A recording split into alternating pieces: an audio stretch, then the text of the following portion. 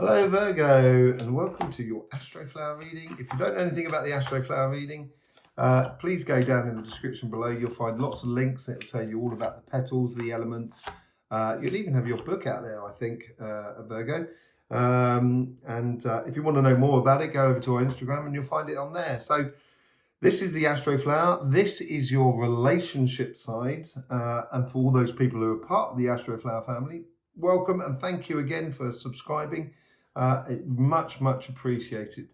So this is your relationship side. This is how the universe is trying to influence you. This is how your karmic path, your lesson this week, as it were, and the things you need to understand and help you progress. This is how your guides influence your karmic path. This is how you guides influence the conversation that is within you. This is your essence that is inside you. And this is how you combine the two sides together, that relationship side and the material side. And you get the same setup on the material side as you do on the relationship side. So, yeah.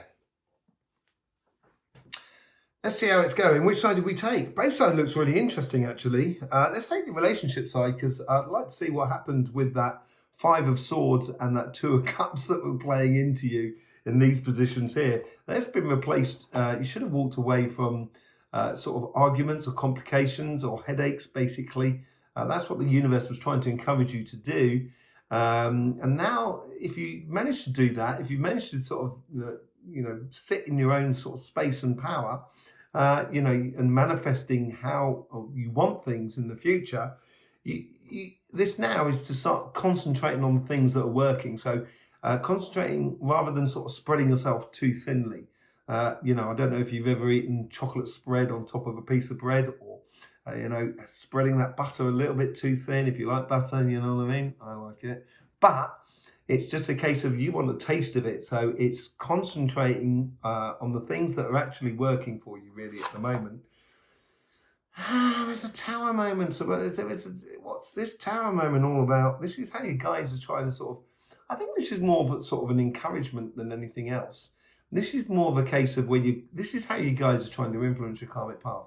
So I don't think it's actually a tower moment coming in for you. I think it's more of a case of your guides who will remind you occasionally with the situations that are around you within your family, friends, community, that sort of things, of what has gone in the past that's created tower moments for you. So it's more of a case, I think, that your guides are sort of saying, look, if you do that, don't forget what happened last time. That's what it's sort of saying to you and helping you to concentrate on going forward through to, that's a marriage card, and you've got the lovers down there. Maybe this might be for some of you, might not be for all of you, but maybe they're encouraging you to sort of like consecrate your relationship into marriage. Maybe. But I think it's more of a case of sort of like it's going through the majority of people. It's going to be, and for everybody concerned, it is going through that moment of understanding of kind of going, oh, if I do this and concentrate on this, then I can have this celebration, this beautiful, passionate, energetic community that the 4 of Cards sort of depicts, really, a celebration of togetherness, which, you've probably been manifesting and wanting this, because that's where you had, in that position there, is where you had the Magician last time around. So on the relationship side there, I think it's more of a case of allowing love into your life, but, concentrating on the path that you want to be living in regards to relationships such as family, friends, community, and everything like that. And also couples, because it seems to be orientated a little bit that way inclined.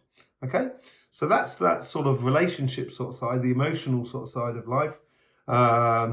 If it's just down to pure emotions, I would sort of say just concentrate on what makes you happy, basically, and stay away from the things that don't make you happy. And then you'll have that realization of kind of saying, this is emotionally how I should be in life. Okay, so on the material side of life, the physical side of life, you've got the Hermit and the 7 of Wands. So the Hermit is all about having gone through a long learning process, and eventually you get to the top of the mountain and they shine out their sort of understanding of that long learning process. And once you do that, once you start shining out that learning process in your work, in your business, or in your projects, you've got to feel that serenity of what you know and of what you're trying to convey to the rest of the world around you within your job or your business. And it could be a case of of going away. Let's just say on the very simple sort of thing. It doesn't necessarily mean for all of you, and it's not going to resonate certainly not from the majority of you. But this just shows you how it mechanically sort of works.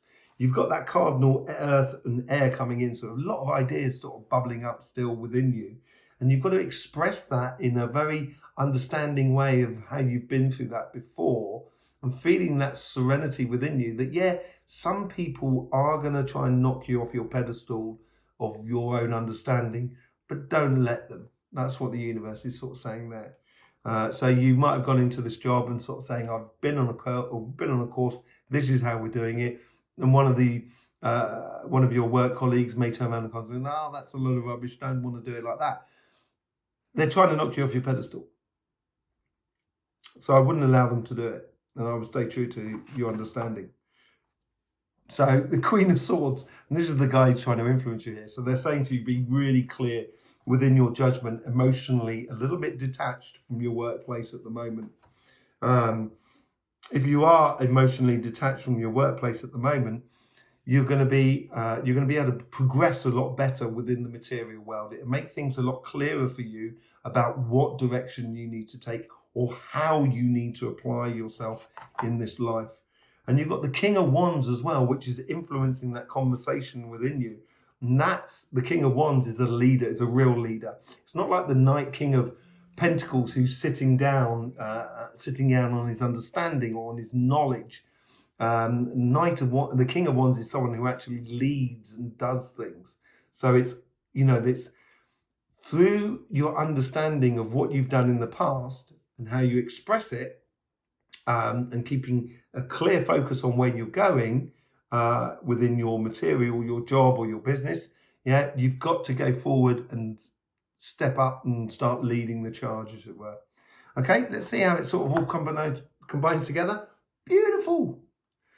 Two of Cups. So this week you're going to be feeling like that you're combining both sides, like the relationship and the material side of your life. So it should make it a lot easier to deal with. You'll have a lot less up and downs emotionally because you're feeling a lot more secure. You should be feeling more secure about how you're progressing within the material world. And you'll be, as long as you concentrate on the good side of life, of what actually works for you, it's gonna make you feel really bubbly. And you are bubbly, Virgo, I was talking about the King of Pentacles early on, and there it is, that's within you. So the King of Pentacles there, as I say, it's he's family orientated, he's money orientated, it's security, it's all based upon what he's understood through all his readings and stuff like that, and how he actually positions himself.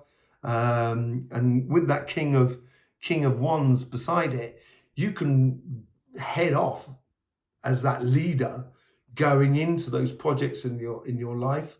It doesn't necessarily mean you're going to get success, but look at this. You've got two kings and a queen sitting up there. So it's a really power triangle going on. Let me just have a look what's going on in your elements.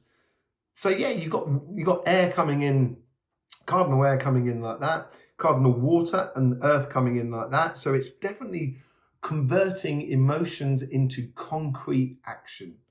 That's what it's doing, and using those bright ideas within you in order to progress and get on to something completely new within your life, or to get some concrete results within your life.